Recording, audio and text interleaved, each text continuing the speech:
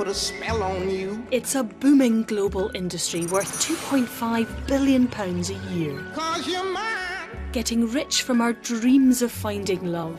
But is online dating all it seems? I take them all at face value or photo value. It was all fake and under the pretense that it was real.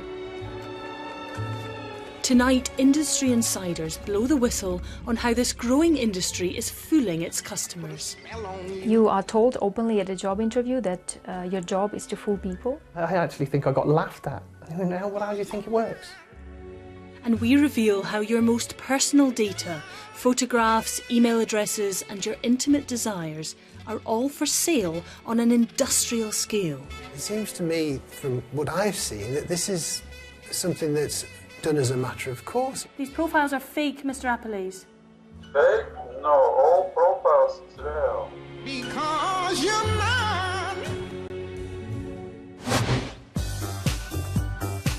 Millions of us are looking for love, for that perfect person.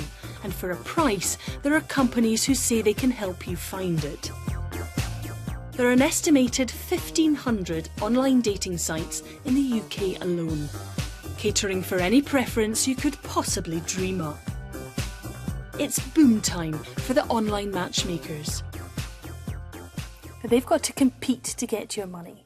We've looked at some of the tactics used, and what we've found is far from romantic. So in the search for true love, we ask how truly genuine the online dating industry really is. Want to find somebody special? Go to Cupid.com, where helping people meet the right people is all we do. One of the biggest online dating companies in the UK is Edinburgh-based Cupid plc.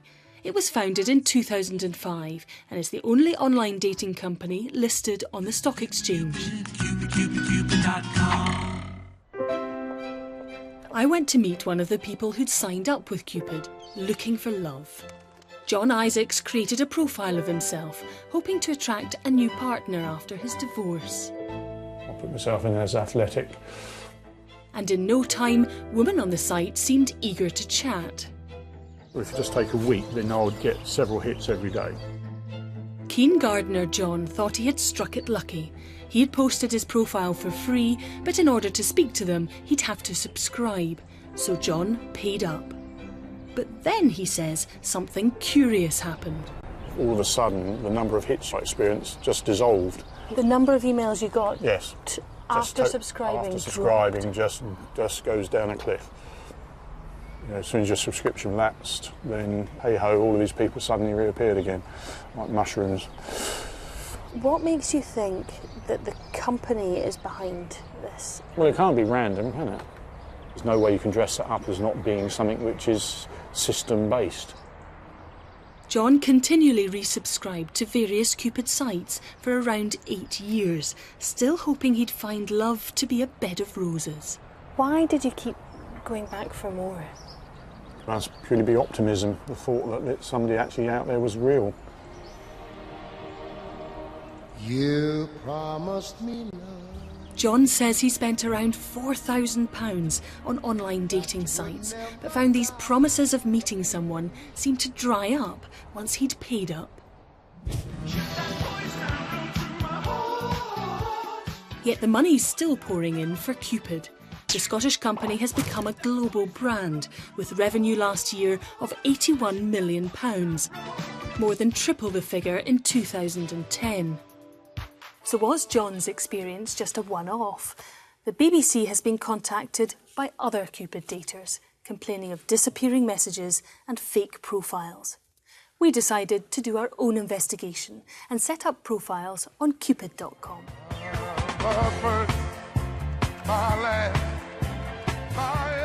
Our profile was a 46-year-old man called James, living in Glasgow. We didn't give him any photographs or details, so you wouldn't expect him to attract much interest. We also asked 2 genuine singles looking for love to post their profiles too, Clark and Jane. All we needed to do was wait and see if any messages would come in.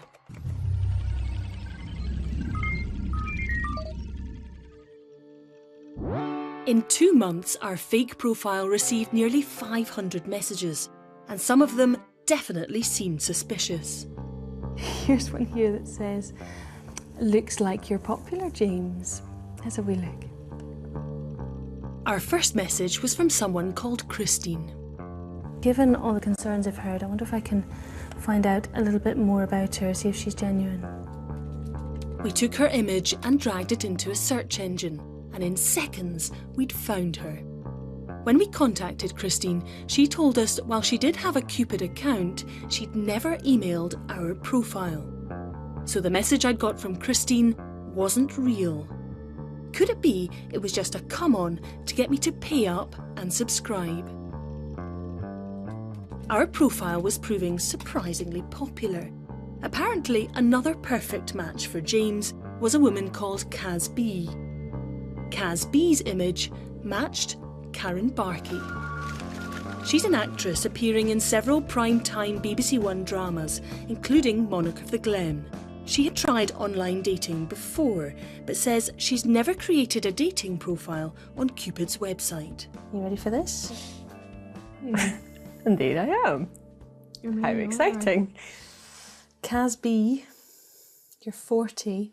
I am, that's true, yes. Okay. And you're a perfect match for a profile that we set up at the BBC. Okay, that's very interesting. Now, 5'6". Pretty much 5'7". Yeah. Vegetarian, strict vegetarian. I have a roast beef for my tea. Yeah, okay. So Kaz B does not represent Karen. No, I don't know. I mean, at the moment I'm seeing the funny side of it, but it's done purely to take money from that person who's in a vulnerable situation already, because it takes a bit of guts to be open and say, here is who I am, are you interested in me? That's, you know, you've got to be brave to do that anyway. And I really object, actually, the more I think about it, I really object to someone taking advantage with people like that using my photo.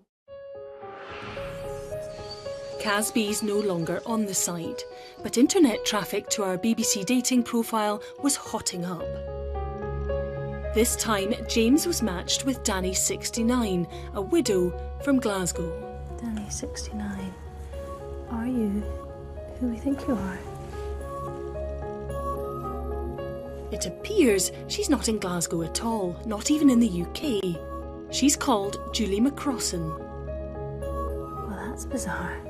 It says Julie McCrossan is from Australia.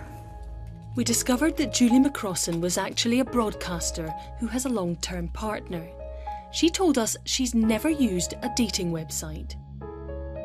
Yet another fake profile trying to entice us into the Cupid website, and like the others, didn't appear to be the work of scammers.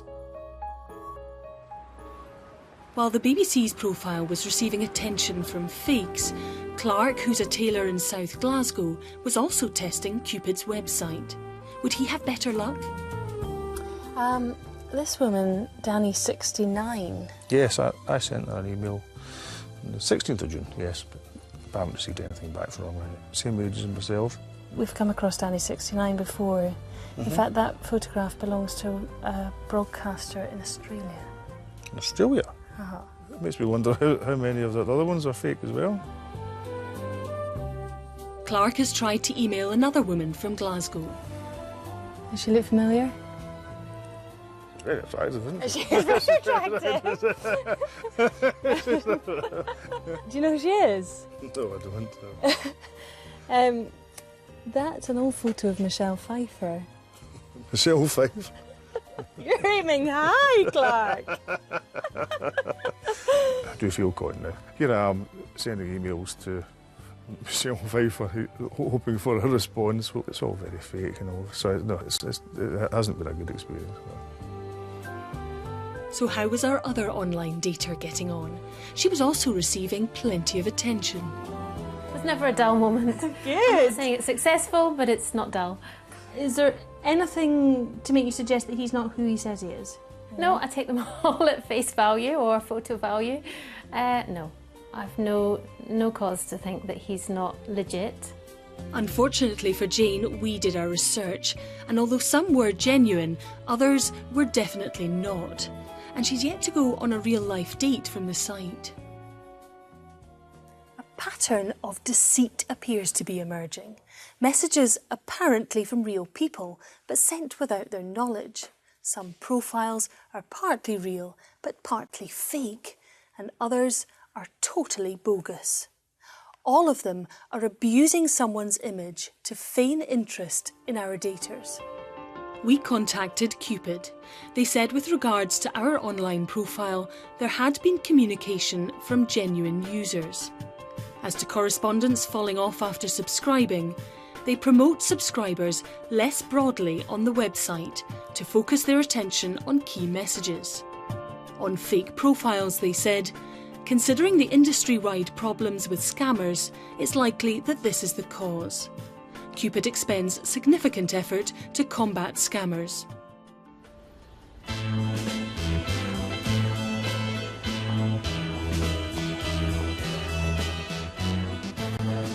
We had heard from Cupid customers from around the UK, but our information brought me here to Ukraine, where Cupid bases much of its operation. In theory, fake profiles could originate from anywhere. After all, we've invented one ourselves for this programme.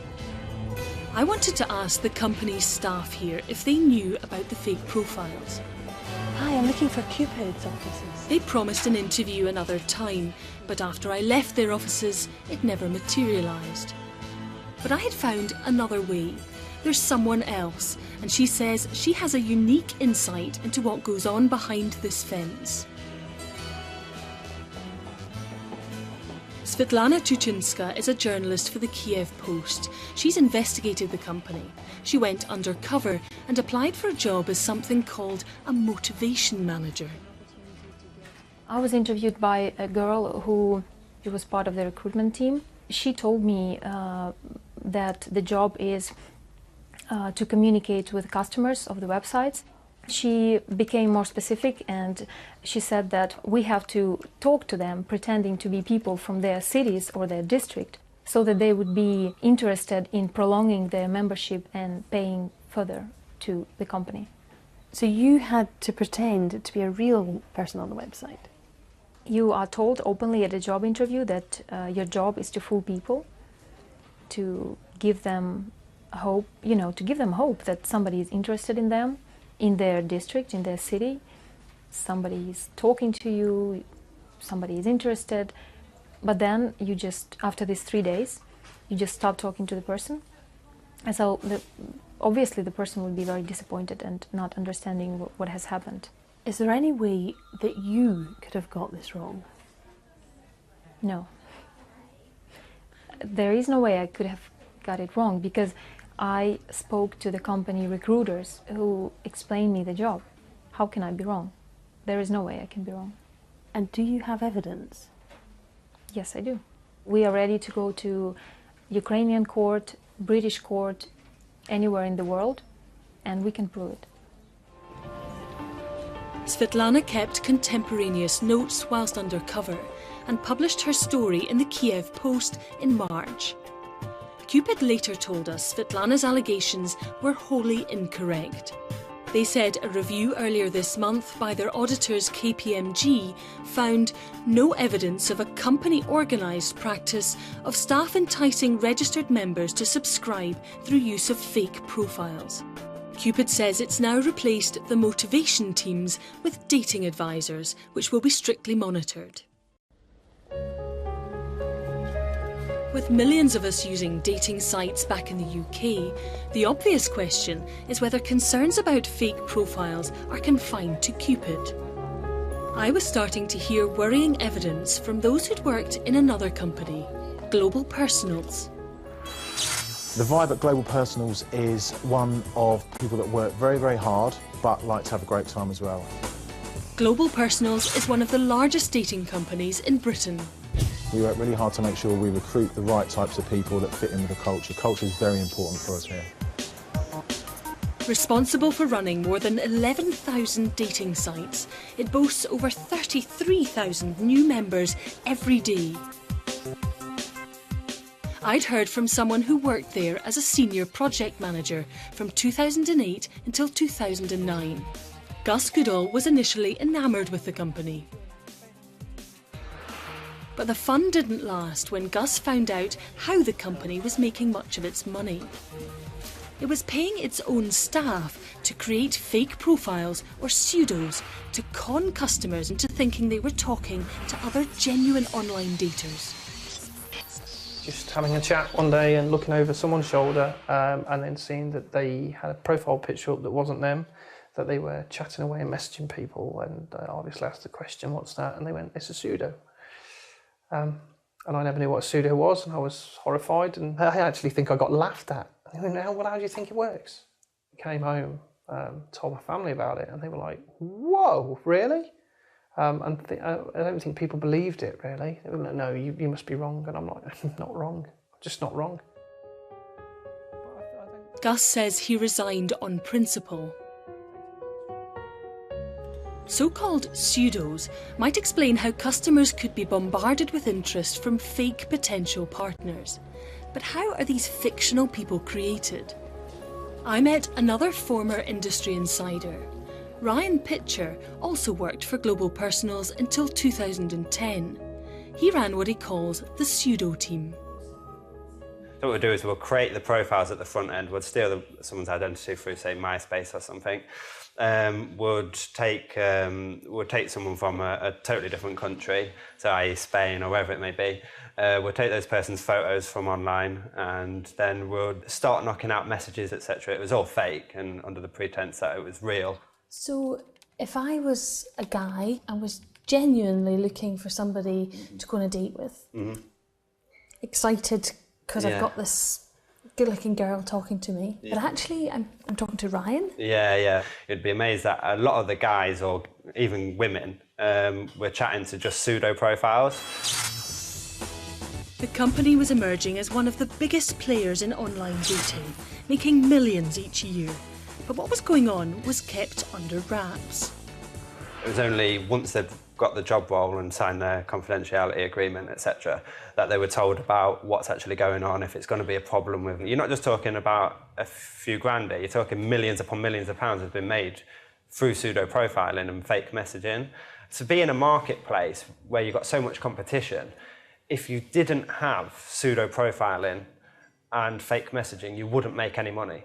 So you've got to con people for the business to survive. At the end of the day, that's what you were paid to do, ultimately. And the bosses weren't really that bothered about how immoral it was. It was just, I would say, all about driving profits and revenue. Both Ryan and Gus have left Global Personals, but the company told Gus Goodall that it stopped using pseudos and said to us that, since 2010, has ensured that its platform is free from them. We decided to test its sites for fakes. Global Personals has a dating website called Flirt Naughty. One place on the site caught our attention. We searched for women within 5 miles of a place called Hoggery in North Uist in the Western Isles. According to the website, there are 198 women there, all looking for casual dates on just one of Global Personal's sites. But before you think of moving to the Western Isles for the dating scene, the numbers don't stack up. This is Hoggery. Fewer than 100 people live within 5 miles of this tiny hamlet. Global Personals blamed our findings on scammers from North America. They said their systems allocate customers there to the nearest inhabited location here in the UK. They added Global Personals take the challenge of scammers incredibly seriously, and they thanked us for raising the North Uist issue. An internal investigation will take place, and they'll be blocking customers without a UK IP address from joining their British sites. It was all supposed to be about finding people happiness. For those lucky enough to find a match, that means 2 fewer paying customers for the dating site. So clearly, if they want people to keep signing up and paying up, they need plenty of profiles to tempt them in. When talking to Gus, he'd explained to me how dating websites guarantee they have a supply of profiles. You have people out there who create fake profiles and they'll sell a database if they want to. It's all done in something called probably MySQL or a CSV file. And if you were dumb enough to want to create your own website where you sat in your bedroom that was a dating website, you could do it. You know, import a database or go and buy a database, and they're not expensive. Is it really that easy to buy dating profiles? We decided to try for ourselves. It all seemed too simple. Type in "buy dating profiles" in a search engine. Find someone selling them. Within an hour, I had bought 10,000 of them from a company called Usdate. I had photographs and list after list of names, email addresses, dates of birth, sexual orientation and more. Thousands of UK profiles. This is unbelievable. This information is really private. Surely I shouldn't be able to buy it without their permission. But I can, and I tracked down some of the people whose information I'd bought. Some photos and personal information had been taken from social networking sites. Not one of those we contacted knew their data was for sale. This one was typical, an actor called Nick Barker Pendry. His images were taken straight off the internet. He told us he was livid his image was being misused. On some of the profiles, the email addresses were genuine. We've been sold the email addresses of academics, a House of Lords life peer, and people who work for the BBC. None of them was involved in online dating. On the spreadsheet, these details can feel impersonal. Just some pixels on a computer screen. I decided to visit one of these people to see how he felt about his information being sold. Gerald has cerebral palsy and uses a communication aid. Hello, Gerald. I'm Fiona from the BBC. Very nice to meet you. Hi, nice to meet you. Want to come in? Thank you. He told us most of the information was true, but the email attached to his Usdate profile was false. While he tried online dating a few years ago, he says he's never given his permission for his details to be sold. In the information we bought, this photo came up. How does it make you feel that we have bought this information about you? I am angry. I feel they're taking my identity. On a scale of 1 to 10, how angry do you feel about it? 10. Well, I never thought of anything like this, but I feel it's just money-making scam. For Gerald, this is all very real, but anyone trying to get in touch with him on dating sites would find their emails to the fake address wouldn't reach him. Discovering your personal information has been sold without your permission is distressing enough. But when I was going through the profiles I'd bought, I discovered something even worse. We'd been sold photos for use on a dating website. Photos of children.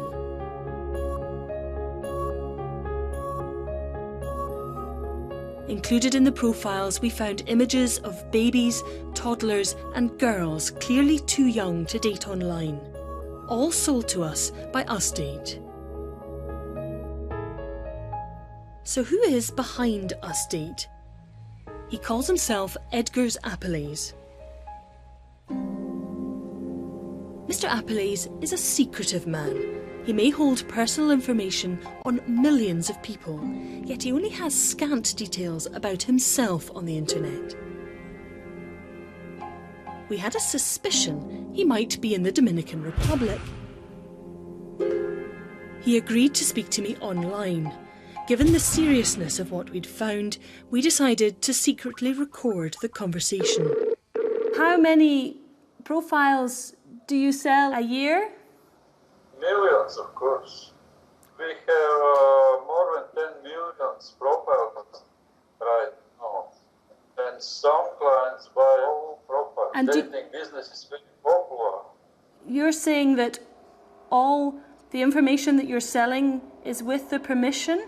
Yes, of course. What you're saying is not true, Mr. Appelese. You have even sent images of children. No. Only adult people. The people whose information you have sold to us, some of them have said that they did not give consent and they do not want to be on a dating website. They feel like their identities have been stolen. It's not possible. These profiles are fake, Mr. Appelese. Fake? No, all profiles is real. Do you think you're above the law, Mr. Appelese? He's disconnected. He's the man who sold us these profiles, yet he denies there's any possibility that they haven't given their consent, and he claims he didn't sell us pictures of children. Edgar's Appelese clearly didn't want to hear any more of our evidence, but there's someone who did want to know what we'd uncovered. The Information Commissioner's Office is a public body responsible for ensuring companies protect your private data. I brought our findings on our state with me. This is sensitive personal data. I'm very concerned to see that these lists are being sold on. You've got details about the individual's sexuality. If we're talking about significant numbers of names, well, that's a significant breach of the data protection principles, potentially. We also showed him what we'd found on Cupid's sites with CASB. It's appalling, isn't it? If it were you, how would you feel to see your image against a completely different set of personal details? Personally, I'd be very upset about it, and I'm not surprised at all that she felt the same way. So if you saw that, would you think it was real? Yes, it looks real, definitely, yeah. Okay, it's not. It's not? No. You're supposed to keep the information accurate. This is not accurate information. And that's definitely something that we'll be looking at from the Information Commissioner's Office. What concerns me more than anything is the volume, the scale of this. It's not just an odd incident. It seems to me, from what I've seen, that this is something that's done as a matter of course. It seems almost to be a matter of routine, and that gives me even greater cause for concern. The Information Commissioner's Office is now investigating the online dating industry. In Glasgow, it's a big night for our online daters Clark and Jane. They've joined a singles club where they're guaranteed to meet real people.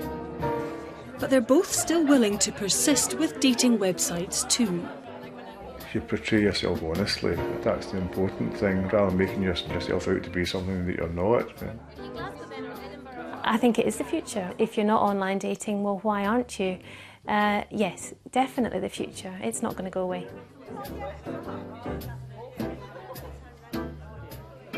Whilst online dating can find people their perfect partner, our investigation reveals a less romantic side to the industry. One where your photos and personal information could be up for sale and where your dream dates may be works of fiction. Next week, Panorama reveals the secrets behind the brothers who bombed Boston in the worst terror attack on American civilians since 9/11. Getting started on BBC Three now, there's an investigation into the mentally ill young people failed by the NHS. Later here on BBC One, we have the remarkable story of the baby born in a concentration camp, 1035, told by mother and daughter firsthand.